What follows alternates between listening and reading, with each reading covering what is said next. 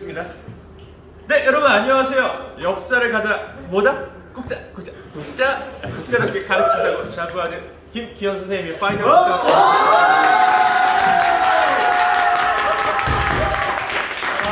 이걸 없애든지 해야지. 이게 있으니까 자꾸 이상한 거 자꾸 시켜요.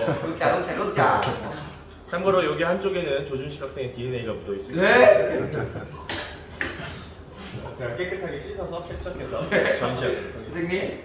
자, 2부인데요. 어제 스파르타까지 했습니다. 스파르타 기억하셔야 될 키워드 군국주의, 헤일로 타이, 또 뭐? 공동 식사제도. 저 혼밥 안 한다 했죠. 그리고 군국주의와 군국제는 엄연히 다른 거라 했어요. 군국제는 여러분들이 역사 A 부분에서 빼는 한 고조가 시행했던 봉건제와 군현제를 결합한 거라 했고요. 군국주의는 군대식으로 국가를 통치하는 정치체제를 말한다고 했습니다. 그래서 오늘은 무슨 파트를 볼 거냐면요. 어제 스파르타까지 봤으니까 그 스파르타와 아테네가 힘을 합한 사건. 뭐? 저 그리스? 무슨 전쟁? 네, 그리스 페르시아 전쟁에 보겠습니다. 자, 근데 그리스 페르시아 전쟁은요. 자, 여러분들이 좋아하는 학생도 있겠지만 안타깝게요. 그리스 페르시아 사실 전쟁에 어떤 전개 과정이랄까요? 그런 것들은 크게 뭐 중요하지 않습니다. 결론적으로 이거에 대한 결과가 중요합니다. 결과가 어떻게 됐죠? 결과? 그리스가 이겼어요. 그렇죠. 그리스가 이겼고 또 아테네를 중심으로 야 언제 또 페르시아 쳐들어올지 모르니까 우리 이거 맺자. 델로스. 그렇죠. 그래서 기억해야 될 단어 뭐? 아테네 중심으로 뭐? 무슨 동맹? 델로스 동맹입니다.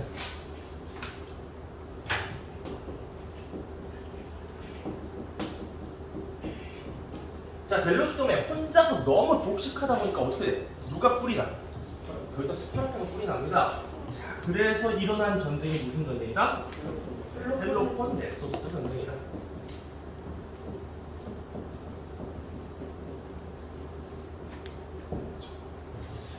그래서 펠로폰네소스 전쟁은 스파르타가 승리를 하게 됩니다. 자, 그래서 여러분들이 기억하시고 페르시아 전쟁 결과가 뭐라고요? 델로스 동맹을 맺었다고 그랬죠. 페르시아 동맹, 델로스 시작하는 거 여러분 기억하실 게 뭐가 있을까요?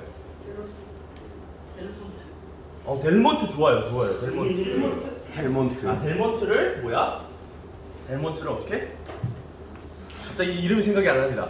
우리 선이가 델몬트를 너무 독식하다 보니까 독식한 게 아니라 델몬트에 소스를 쳐서 먹다 보니까 탈났다라고 보시면 돼요. 그래서 펠로폰네소스 전쟁 이후에 어떻게 돼요? 그리스가 누구에게 정복당해요? 마케도니아한테 정복당합니다. 자, 그래서 델로스 동맹으로 인해서 그리스, 아테네가 굉장히 뭐 수단제도 지급하고 굉장히 부유해졌지만 결국 펠로폰네소스 전쟁이라는 전쟁을 통해서 그리스 폴리스들이 완전히 분열되게 되면서요 마케도니아에 항복되는 결과를 낳았습니다. 그래서 전반적인 그냥 흐름만 기억하시면 되지 그리스 페르시아 전쟁의 어떤 주요한 전투 그런 그냥 커먼 센스로 알아두세요. 뭐 마라톤 전투라든지 테르모필레 전투라든지 혹은 살라미스 해전이라든지 이런 것들은 커먼 센스로 알아두시고요. 여러분들의 결과 어떻게 이루어졌는지 그리고 펠로폰네소스 전쟁하면 기억해야 될 국가 아테네 말고 어떤 국가 여기는? 스파르타입니다. 스파르타 이것도 기억하시길 바라겠습니다. 알겠죠? 그리스 페르시아 전쟁 그렇게 어렵지 않겠죠? 그렇죠? 그리스 페르시아 전쟁 뭐야? 델몬트 선이가 델몬트에 네소스를 쳐서 먹어서 망했다. 알겠죠? 델몬트 델리만 주네. 델로스 동맹, 펠로폰네소스. 제발 어떤 학생이 내 충격 먹었잖아. 필로폰네소스라는데 필로폰은 마약입니다. 그렇죠? 누구라고 하지 않겠습니다. 4반에 굉장히 사기질이 있는 사람이 있습니다. 자, 여기까지 해서 그리스 페르시아 전쟁 정리하고요. 자, 마지막 그리스 부분은 뭘까요? 마지막 뭘 빼놓을 수 없어요? 문화 부분을 보도록 하겠습니다. 자, 그리스 문화하면은 누구 중심적이야? 인간 중심적인 문화고 굉장히 합리적인 문화라 그랬어. 그런데 인간 중심적인 문화 이런 걸 문제로 내긴 굉장히 허접스럽습니다. 그렇기 때문에 바로 어떤 걸 기억하셔야 돼? 그렇죠. 인물들 굉장히 많잖아. 무슨 스로 끝나는 인물들 굉장히 많잖아요. 대표적인 사람 누가 있어? 페리클레스도 있지만 페리클레스는 아리스토텔레스. 정치가니까요. 그렇죠. 소크라테스. 맞아요. 소크라테스. 아리스토텔레스도 있고. 대표적인 철학자들 조금 기억하셔야 돼요. 누가 있어요? 너 자신 알라? 소크라테스가 있고요. 소크라테스 이외에 또 누가 있어요? 아리스토텔레스. 플라톤, 그다음에 알렉산드로스의 스승이었던 아리스토텔레스.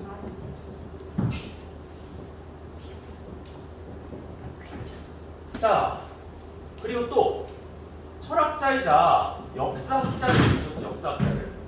대표적으로 페르시아 전쟁에서 쓴 페르시아 전쟁의 역사를 쓴 역사학의 아버지 헤로 시작합니다. 헤로도토스. 또 펠로폰네소스 전쟁. 요거는 페르시아 전쟁에 대해서 씁니다. 페르시아 전쟁의 역사에 대해서 썼고요. 또 펠로폰네소스 전쟁에 대해서 쓴 사람 투르시아입니다. 투키디데스. 자, 여러분 정확하게 사람 명을 기억하실 필요는 없습니다. 왜? 객관식이니까요. 투 나오면 뭐야? 아, 그냥 투키로 기억하자. 투키, 페로, 투키, 소크, 플라, 아리. 이게 더 어렵나요? 네. 알겠습니다. 자, 이거는 무슨 전쟁? 펠로폰 네소스 전쟁. 자, 네소스로 기억하세요. 괜히 어설프게 필로폰으로 외우지 마시고 네소스 필로폰이니까요. 성경 먹었습니다. 자, 그리고 문화재.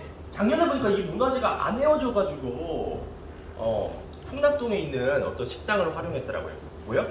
파르테논 신전 떡볶이. 네, 파르테논 신전 떡볶이. 오, 왜 그러는 거예요? 왜 그런데가 아니라 기억하는 게 중요한 거겠죠. 그래서 그리스 문화하면요, 이런 학자들 명칭이나 대표적인 문화재 하나만 기억합시다. 파르테논 신전 떡볶이, 그죠? 잘 외우면 어찌 알아요? 또 나를 우연히 또 풍락동에서 만나서 김기현이랑 NPC를 만나서 또 떡볶이를 먹게 되죠, 그죠? 오.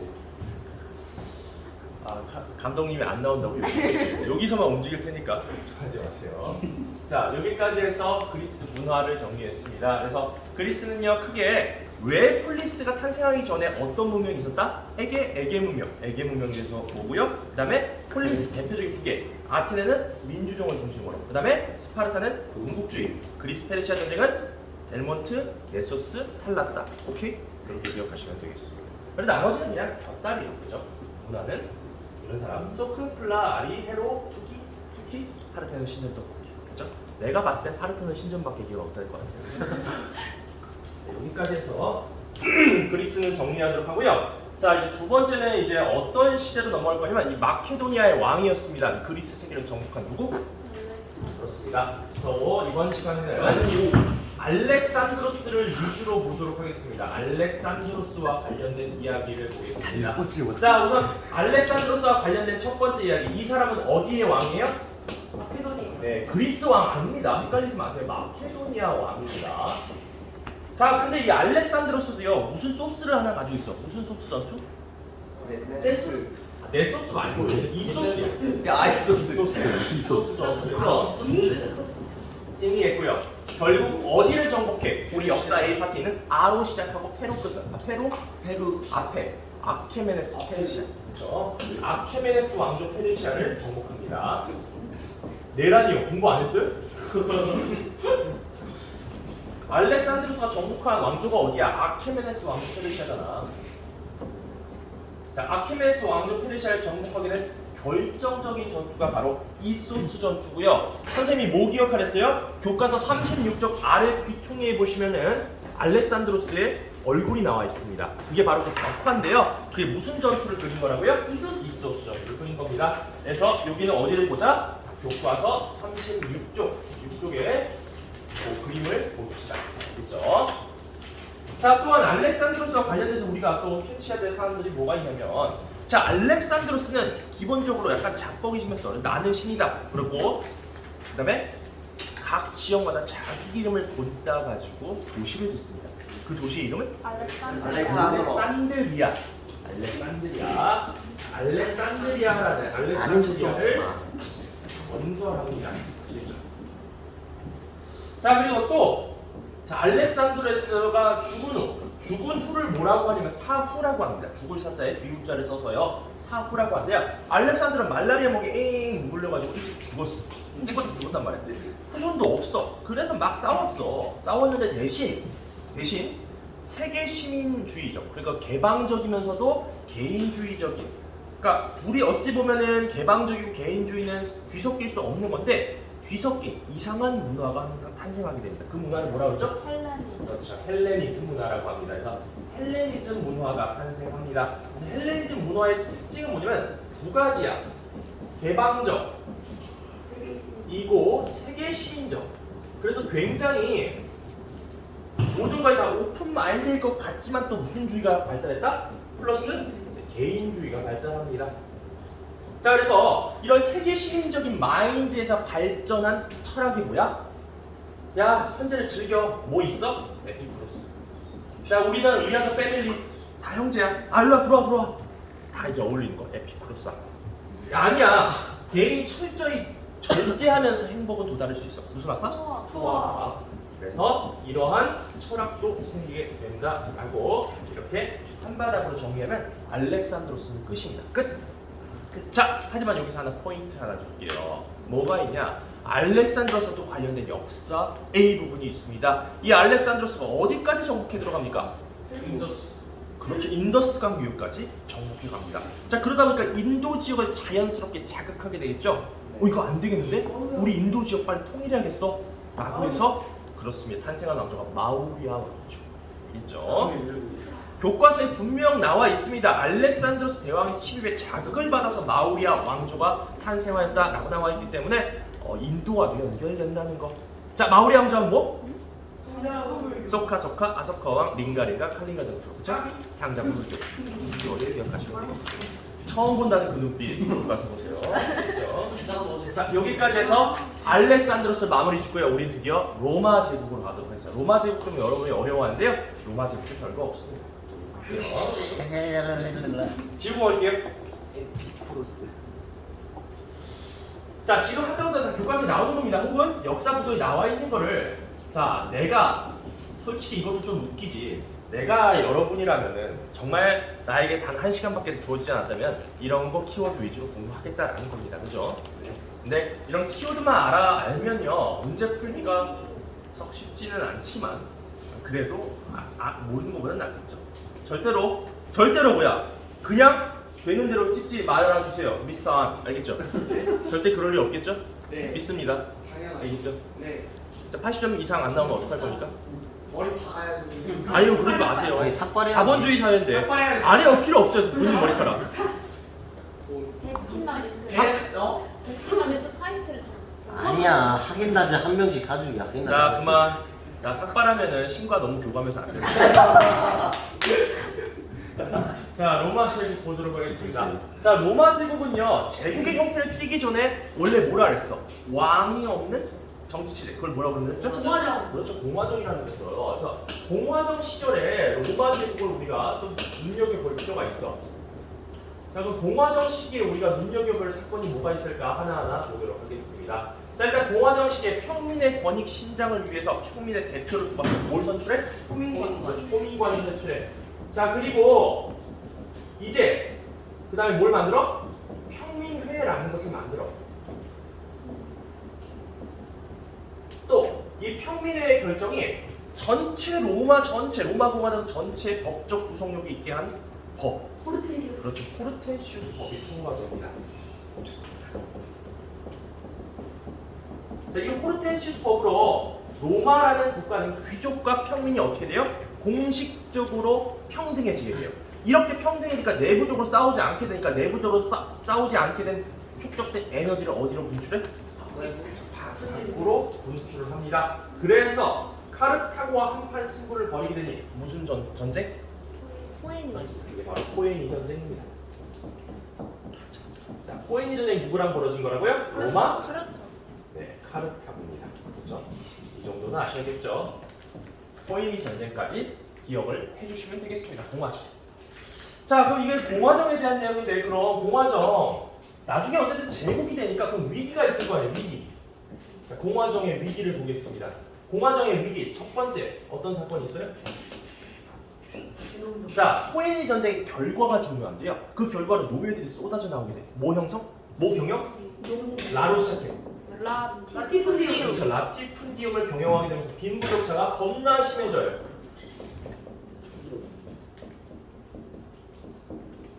자, 이런 라티푼디움 사태 우리가 해결하겠어. 무슨 형제? 그렇죠. 그라쿠스 형제의 계열입니다. 어떻게 됐어요, 이 사람들? 실패. 그래서 개혁 성공이야 실패야? 실패. 자 이렇게 되니까 세 명의 영웅이 나와서 이제 로마를 장악하게 됩니다. 세 머리 삼두 그렇죠. 삼두 삼 정치. 대장이야. 그래서 제 1, 2차 삼두 정치가 벌어지게 되는데요. 자 우리가 핵심적으로 기억해야 될 거. 자 1차에선 누구? 카이사르. 자 2차에서 그렇죠. 카이사르의 조카이자 카이사르의 공식적 양자 옥타비아누스입니다. 옥타비아누스 기억하면 되고요. 자 카이사르는 뭐 그냥 카이사르가 장악했다라고 보시면 되고 옥타비아누스 같은 경우는 뭐를 연 사람이야? 로마 재정을 연 사람이야. 그래서 옥타비아누스에 대해서 그리고 요 2차 2차 삼두 정치에 대해서 조금 우리가 살펴볼 사건들이 있습니다. 자 일단 옥타비아누스는요 손쉽게 그러면 제1인자가 됐습니까? 누구랑 최종적으로 대결을 합니까? 그렇습니다. 그렇죠. 옥타비아누스와 안토니우스가 대결을 합니다. 자 그런데 여러분 까먹지 말아야 돼요. 안토니우스가 단독으로 대결하거나 아니다. 안토니우스의 애인 그리고 그렇죠. 클레오파트라도 기억해주세요. 이때 증명이 되고요. 플러스 클레오파트라가 대결을 하는 겁니다. 그래서 로마 군대 플러스 이집트 군대야. 로마 군대가 맞붙은 것이 무슨 전투? 악으로 시작한 거. 혹시 기억나나? 박지훈 해줘. 그렇습니다. 악티움 해전이다. 오 공부를 많이 했는데 웬일이래? 악티움 물어보면 잘 모르. 왜 웬일이야? 잘했어. 그래서 그 전투가 뭐다? 악티움 해전이다. 그래서 이 악티움 해전을 기점으로 해서 이제 로마는 어떤 시대가 끝이 난다? 공화정이 끝이 나고요. 황제가 다스리는 제국이 되게 됩니다. 자 그럼 제국이 됐을 때 전성기 때 이야기를 한번 보도록 하겠습니다. 자 꼭 기억하세요. 옥타비아누스와 안토니우스 클레오파트라 연합군. 안토니우스만 기억하시면 안 돼요. 누구? 이집트에서 가장 이쁜 여자로 알려져 있는 클레오파트라도 기억해주세요. 클레오파트라의 연합군이 누구랑 맞붙은 거야? 옥타비아누스와 맞붙어서 누가 이겨요? 여기 악티움 해전에서 옥타비아누스가 승리함으로써 로마의 첫 번째 황제가 된다고요. 자 그래서 전성기 때 황제를 뭐라 불렀어요? 존엄한 자여라고 아우구스투스라는 칭호를 붙여줬고요. 또 이 옥타비아누스 이후에 5명의 훌륭한 황제들이 오면서 로마의 평화라는 시대가 오게 됩니다. 그래서 오현제 시대라고 부르는 최전성기 시대를 맞이하게 됩니다. 자 여기까지가 로마에 대한 중반기 여러분들이 꼭 기억하셔야 될 키워드고요. 네, 로마 후반기 바로 기독교가 들어오고요. 또 로마 황제가 사사왕조 페르시아한테 잡혀가는 굴욕을 당하는 그 사건에 대해서 한번 보도록 하겠습니다. 잠깐 지웠다 할게요. 잠깐 끊었다 하겠습니다. 네, 저 이어서 찍도록 하겠습니다. 그리고 여러분 양해 말씀드릴게요. 저희가 사실은 요 촬영을 할 때 있어서요 선생님실 단독으로 찍는 게 아니라 사실 감독님을 포함해 스태프들이 한 30명 정도 됩니다. 근데 그 중에 한 명이 조금 막내가 있는데 좀 어리숙해서 발로 찼다고 합니다. 그래서 카메라가 약간 좀 방송 분량이 오더라도 최모 씨인데요. 네, 좀 이해해 주세요. 알겠죠? 너그러이 좀 이해해 주세요. 방송 사고가 좀 있다는 거, 그죠? 우리 팀 막내가. 네, 근데 좀 실수하더라도 용서해 주세요. 네. 무국으로 일하고 있습니다. 로마 제국 보도록 하겠습니다. 로마 제국. 자, 아까 로마 제국이 이제 전성기를 했는데요. 이제 이렇게 전성기를 맞이했을 때는 결국 어떻게 돼요, 나중에? 위기를 맞이하죠. 똑바로 망하진 않아요. 자, 로마 제국 2입니다. 아까 1이었다면 2입니다. 바로 위기를 맞이하게 됩니다. 자, 구체적으로 어떤 위기예요? 이제 누가 황제가 되겠다고 소리치게 됩니까? 군인. 그렇습니다. 그렇죠. 바로 무슨 시대? 군인? 황제 시대가 오게 되면서 엄청난 위기를 겪게 돼요. 구체적으로 누구의 침략을 받습니까? 정치도 어지러운데 외부에서 누가 때려요? 네, 무슨 페르시아? 사사왕조. 그렇죠. 사산 왕조 페르시아가 침략합니다. 자, 침략 땅에서 어떻게 됩니까? 교과서 25쪽으로 가보실게요. 지금 펼쳐보고 있는데요. 자, 25쪽에 그림 보면 어떤 그림이 있습니까? 항복한. 네, 항복하는 그림이 있어요. 그렇죠? 그 그림 25쪽이 귀퉁이에요. 쪽수 적혀져 있는 대부분 조각상에 있습니다. 그렇죠? 그게 바로 사사왕조 페르시아에게 황제에게 항복하는 로마 군인 황제를 다룬 그림입니다. 사사왕조 페르시아 굳이 이름을 말할 거면 커먼센스로 말해주세요. 샤프루이스라는 황제가 군인 황제였던 발레리아누스를 발라버린 사건입니다. 그렇죠? 그 사건을 에데사 전투라고 하는데요. 그 발레리아누스라는 황제는요, 사사왕조 페르시아 감옥에 평생 갇혀서 거기서 죽는다고 합니다. 어쨌든 중요한 거, 만약에 저런 그림이 나온다라고 하면은 어느 시대라고요? 로마의 시대를 만약에 묻는다면 어느 시대? 군인 황제 시대로. 이렇게 혼란스러웠을까? 원래라면 로마 막을 수 있었어, 없었어? 충분히 막을 수 있어. 하지만 이렇게 혼란스러운 시대니까 사사왕조 페르시아한테 황제까지 잡혀가는 이러한 굴욕적인 일을 당하게 됩니다. 그래서 여러분 교과 39쪽과 25쪽 꼭 같이 봐주시길 바라겠습니다. 자, 근데 이대로 무너질 로마가 아니죠. 어떻게 해요? 극복 시도를 해요. 누가? 한 명만 기억하자. 어떤 황제? 컨스탄티누스요. 자, 당시에 기독교 신자들 많은데 기독교도 로마의 공식적인 종교 중 하나로 인정한다. 무슨 칙령? 밀라노 칙령입니다. 밀라노란 도시에서 명령을 내렸다 해서 밀라노 칙령이라고 합니다. 어떤 학생이 묻는데 선생님 칙령이 뭡니까? 라고 하는데요. 황제의 명령은 명령이라고 하지 않고 칙령이라고 합니다. 그래서 나폴레옹도 나중에 베를린에서 명령을 내리는데 그걸 뭐라 그래? 베를린 칙령이라고 합니다. 나폴레옹도 황제였으니까. 그렇죠? 황제의 명령들은 칙령이라고 합니다. 자, 두 번째는요. 이제 로마 버려. 이사 가자. 어디로? 로마에서 어디로 천도합니까? 그렇죠. 콘스탄티노폴리스로 천도합니다. 자, 근데 이러한 노력 성공합니까? 결국 멸망합니다. 멸망의 구체적인 원인은 누구의 이동? 게르만족의 이동. 게르만족의 이동으로 자, 로마 전체가 망한 거야? 특정 로마만 망한 거야? 로마. 그렇죠. 서로마 제국만 망한 거예요. 서로마 제국이 멸망. 자, 근데 로마 하면 이것만 기억하면 안 돼. 또 뭐 기억해야 돼? 로마 제국 덕분에 전 세계적인 종교가 된 게 있어. 무슨 종교? 그렇죠. 크리스토교입니다. 자, 크리스토교. 자, 크리스토교와 관련해서 우리가 기억해야 될 거. 이 크리스토교 신자들은 탄압을 받았는데 이 탄압을 피해서 지하에 타고 지하 예배당을 차렸대. 그 지하 예배당을 뭐라고 그래요? 카타콤이라고 합니다. 교과 40쪽에 나와 있습니다. 카타콤도 문화재로서 기억하시길 바라겠습니다. 자, 이 정도로 해서 로마 제국 정리하신다면 원투로 나눠 정리하신다면 로마 제국도 그렇게 어렵지 않습니다. 그죠? 전반적인 큰 흐름. 그리고 이름 좀 긴 사람은 조금만 외우는데 옥타비아누스 가장 중요하잖아요. 옥타비아누스. 그다음에 이틀 가장 이쁜 여자 클레오파트라고 그 정도 기억하시면 되겠죠. 그다음에 두 번째 위기의 선두고 컨스탄티누스요. 세 사람만 기억하면 되는 거예요. 그죠? 그게 옥타비아누스, 클레오파트라, 컨스탄티누스죠. 네, 여기서 마무리 짓도록 하겠습니다. 자, 원래 이제 이번 파트를 끝내고 이제 드디어 이제 서유럽 중세로 넘어갈 건데요. 중세는 크게 프랑크 왕국, 그 다음에 봉건 제도에 대해 설명할 거고요. 카노사의 굴욕, 십자군 전쟁, 아비뇽 뉴스, 그리고 르네상스 종교개혁까지 해서 아마 다음 시간 그리고 5교시는 수업이 있으니까 이 시간 활용한다면 아마 오늘 중을 찍어서 올릴 수 있을 것 같습니다. 자, 함께 해주신 여러분 고맙습니다. 안녕.